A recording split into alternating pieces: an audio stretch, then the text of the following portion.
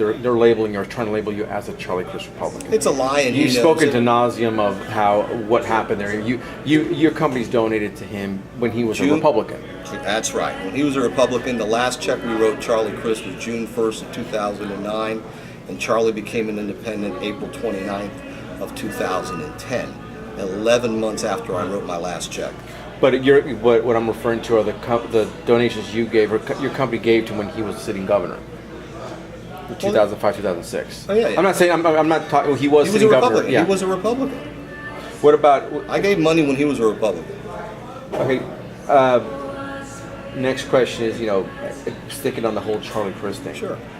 Again, the point of contention here is also that they're saying you supported him, which you didn't financially when he was an independent, but you did go to a fundraising event. I went to one event at Dr. Gary. He's a friend of mine. It's sort of like a friend of you asks you to come over to something.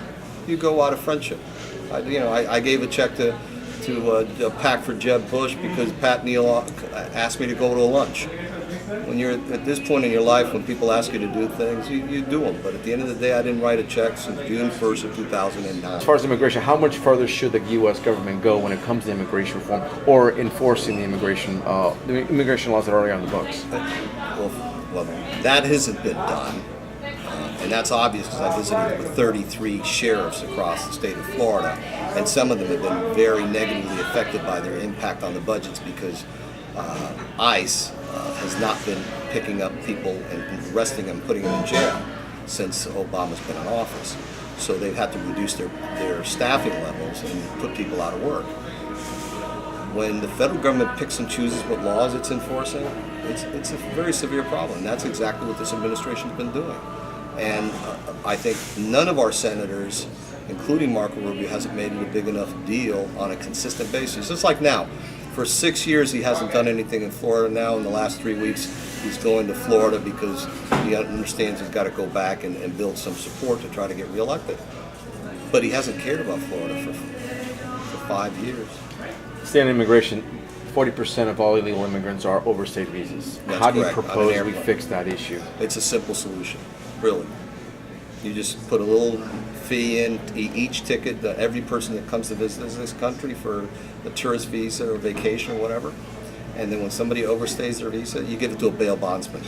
Bail bondsmen have been arresting people in this country for 118 years. Interesting. Now, and simple. And works, and it's an established policy. When you overstay, when you don't show up in court, guess what? A bail bondsman goes and fines you, right?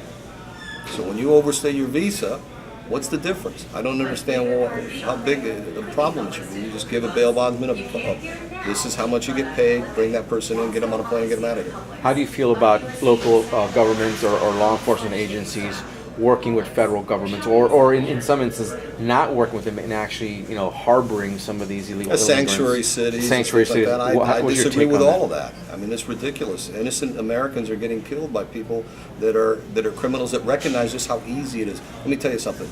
If you're a criminal, would you rather be in an American prison or a Mexican prison or Guatemalan prison or Salvadoran prison or Nicaraguan prison? I guarantee you they'd rather be in an American prison. Because the rash of racially motivated crimes committed against police officers, this whole Black Lives Matter movement, a lot of people are pressing to try to make this try to identify them as being an actual, either a hate group or being put on the list of domestic terrorism.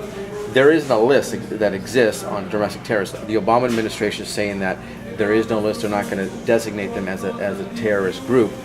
Do you think that it should be looked at, whether they be labeled as a hate group or a terrorist group? I think that the majority of people that are involved in these kinds of movements have the right place in their heart. Now, unfortunately, some of them don't. The question is, are we a free society that we allow people to protest their views? And I think we should be.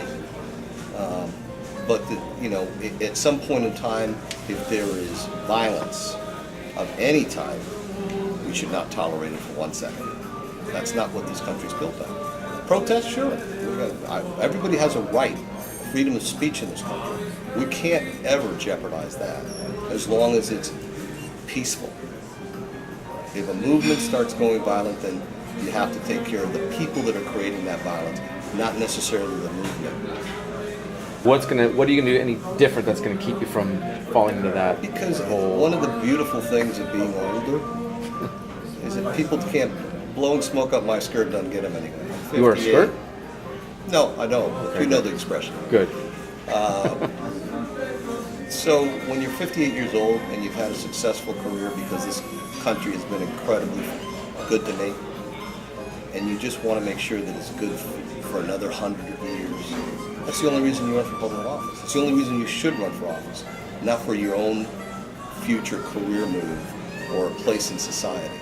I don't care. Nobody's going to influence me. I have my family. As I spoke one time to the governor. He said, "Carlos, if I lose, the worst. My family's still going to love me. My kids and my wife are going to love me." And I said, "You're right. Worst that can happen to me is that my kids and my wife are still going to love me." I think we're good. Thanks, man. Carlos. Appreciate it.